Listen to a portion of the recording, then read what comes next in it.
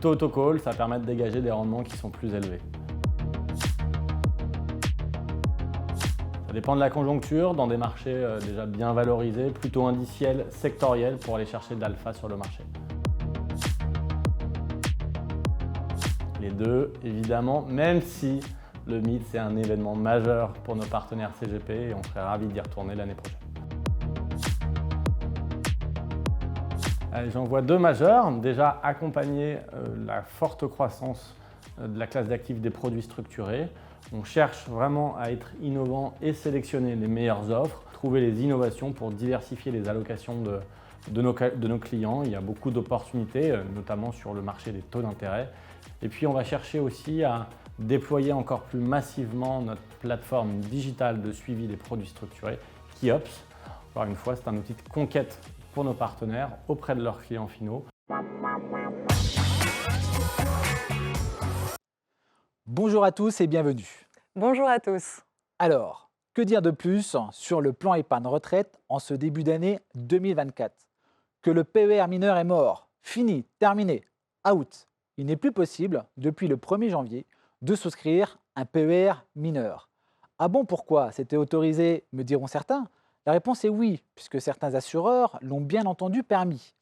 Et il n'aurait pas été nécessaire de passer par une modification de la loi pour en interdire l'accès. Le site même du gouvernement indique d'ailleurs que depuis le 1er janvier, la possibilité d'ouvrir un PER pour un mineur est supprimée, et donc que c'était bien autorisé auparavant. Mais que faire de ces PER mineurs désormais ?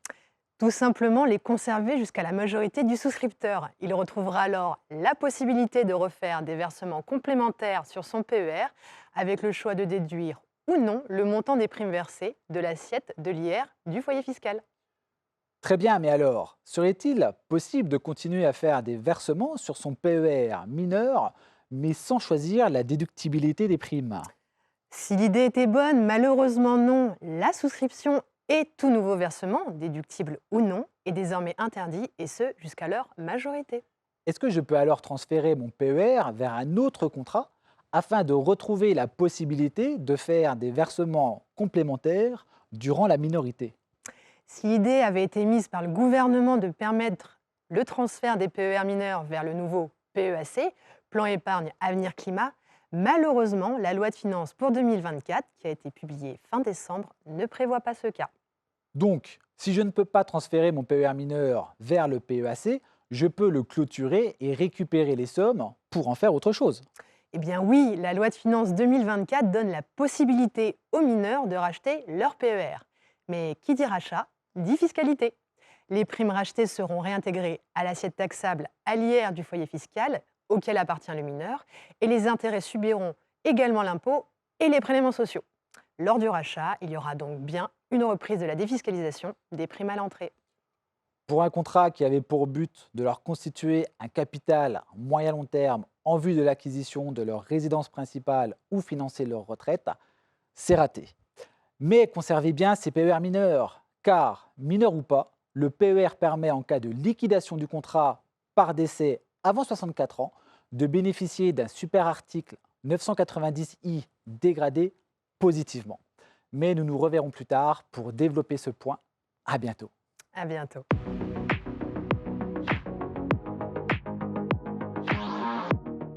C'est la dernière ligne droite. Dans une demi-heure, on aura fini. Il nous reste deux interviews, puis on aura une parole, bien sûr, de CGP dans un instant. On revient sur les produits structurés.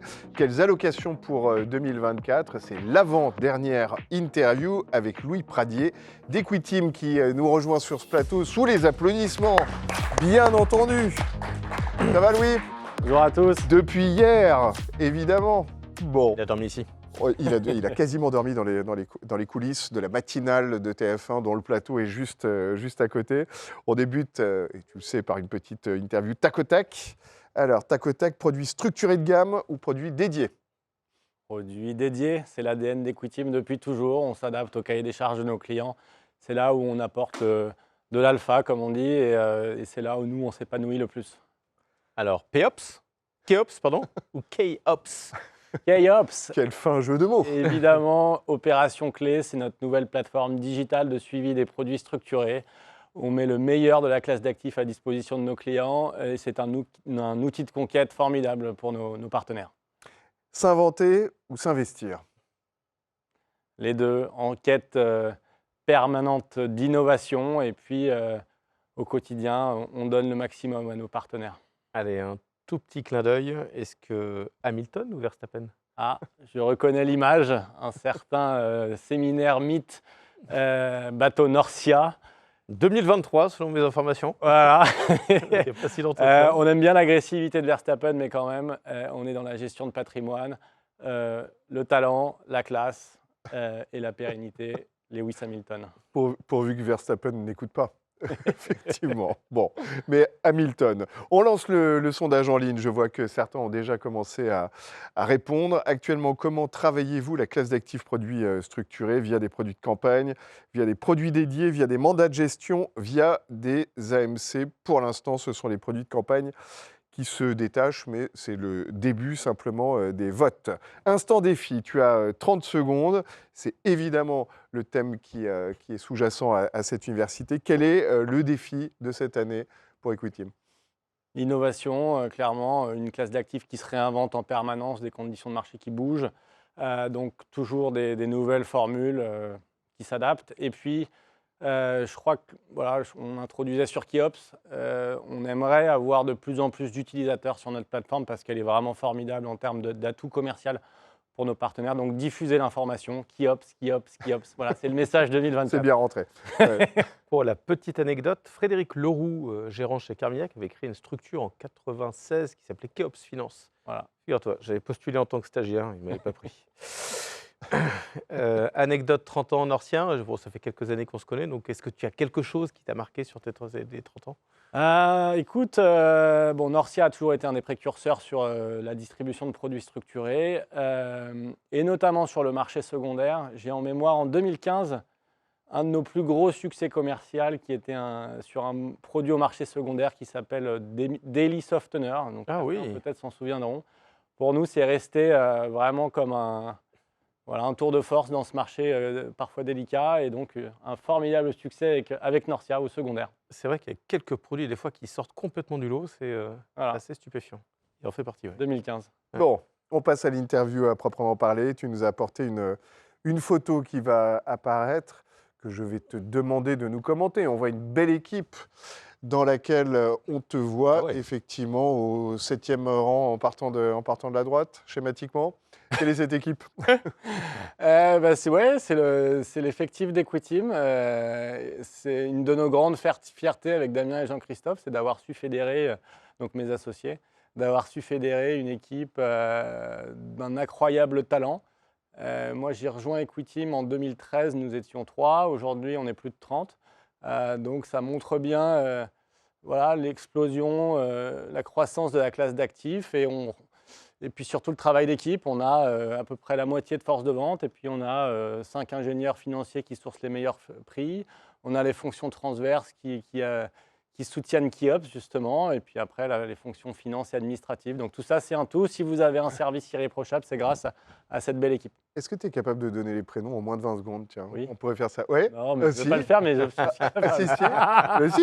En moins de 20 secondes, Il y en a 32.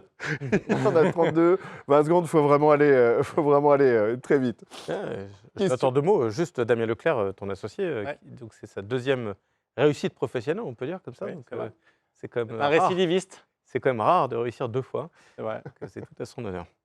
Allez, première question de cette... Moi, la question, ce qui m'intéresse, c'est Keops. Ouais. Mais qu'est-ce que c'est? C'est un outil, en fait, ça fait quelques années qu'on a un outil de reporting digital qui permet d'agréger toutes les positions d'un cabinet en produits structurés. Sur tous les produits structurés? Oui, les nôtres et ceux du marché en général. Si un client travaille avec nous et d'autres acteurs de la place, il nous envoie les term sheets. D'accord. Je te laisse rebondir. Non, c'était la question, c'est savoir comment tu récupères la donnée. Ah oui, donc les CGP autres nous envoient les term structurés, sheets. Les term sheets et nous on renseigne dans l'outil et donc on a un reporting global avec les différents rappels sur le strike, les différents coupons qui ont été versés. L'innovation là, c'est qu'on l'a rendu full digital avec la capacité d'agréger différents bureaux, différents clients, différentes compagnies, différents dépositaires de pouvoir en un clic télécharger un reporting de la veille à jour sur des conditions de marché du moment, de pouvoir comparer des indices entre eux, des sous-jacents entre eux, et voilà, d'avoir un accès beaucoup plus mobile qu'il ne l'était avant. Donc c'est interactif. Alors, il y a d'autres outils qui existent sur le marché. Je pense que d'ailleurs, beaucoup de structureurs veulent développer leur outil ou l'ont déjà fait. Qu'est-ce qui fait la différence? Là, clairement, on l'a concentré sur... Enfin, notre choix s'est porté sur l'après-vente, quelque part, le produit au marché secondaire. Tout le pré-trade qu'on appelle dans notre jargon, on l'a laissé en construction collaborative avec nos partenaires à la voix, c'est-à-dire on échange, on itère, et donc cela n'est pas fait en digital. En revanche, une fois que le produit est lancé, donc notre plateforme intervient et permet de diffuser des informations claires et surtout, encore une fois, pour un cabinet qui a besoin d'identifier là où sont ses stocks lors d'un remboursement anticipé, si on a du Norcia Panthea, du Private chez Spirica.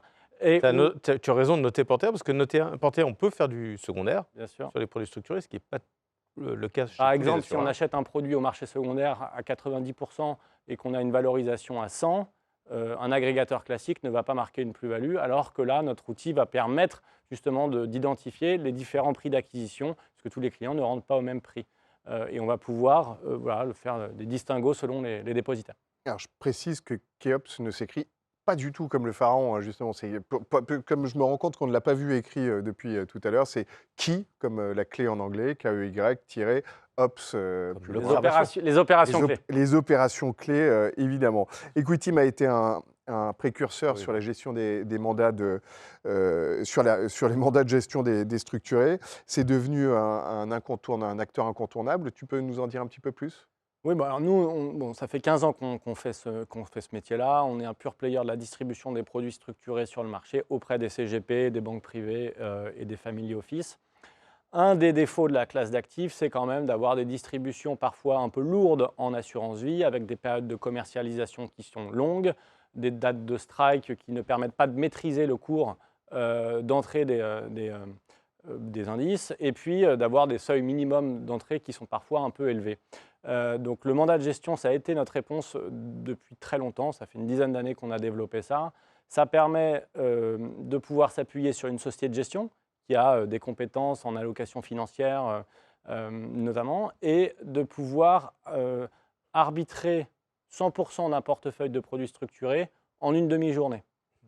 On signe, il n'y a plus d'annexe de souscription, il n'y a plus de campagne d'arbitrage à proprement parler. On fait en fait, schématiquement, on fait signer un mandat de gestion qui peut aller jusqu'à 100% de produits structurés dans le cadre d'un contrat d'assurance vie de droit français ou un compte titre. Et une fois que le mandat est signé, il n'y a plus d'annexe à faire signer. C'est toi qui fais la société de gestion ou pas? Non, ce n'est pas nous.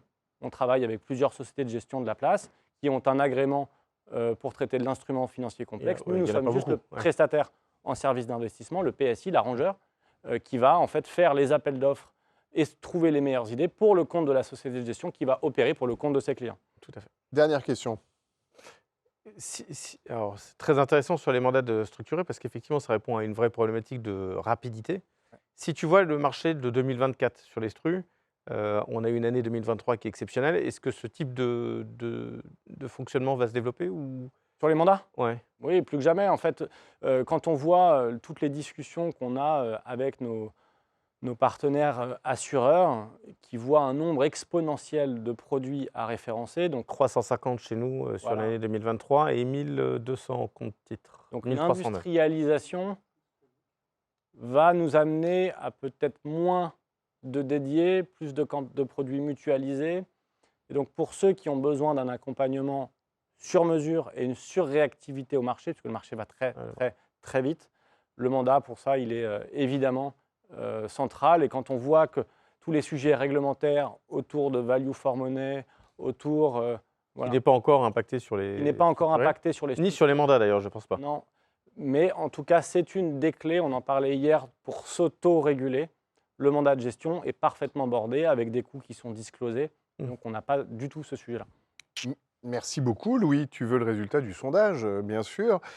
Comment travaillez-vous la classe d'actifs produits structurés via des Voilà. produits dédiés, 46%, via des produits de campagne, 38%, mandat de gestion, 8%, AMC, 8%. Je t'entends dire voilà, donc ça te... Produit dédié. Et Ben voilà. je m'attendais à un écart plus important quand même. Ah oui, Alors, mais et bon. pour finir, nous, alors les AMC, on a décidé de ne pas en faire. Ouais, c'est une bonne idée. Ouais. Voilà, c'est un choix de notre part, puisqu'on trouve que l'équilibre réglementaire n'est pas établi, avec en fait une responsabilité de gestion qui serait confiée à un CIF, qui n'a pas l'agrément, tout simplement, pour traiter en gestion sous mandat des solutions dites complexes comme les EMTN. Et donc, on préfère s'adosser à l'agrément d'une société de gestion qui en a l'agrément. Eh ben, je partage cet avis. L'AMC, c'est une boîte noire dans laquelle on a du mal à voir. Bon, merci beaucoup, Louis. Je crois qu'on peut t'applaudir. Merci à tous. Merci. On va passer à la dernière pub, dernière chronique, et puis ce sera la dernière interview, et il sera déjà...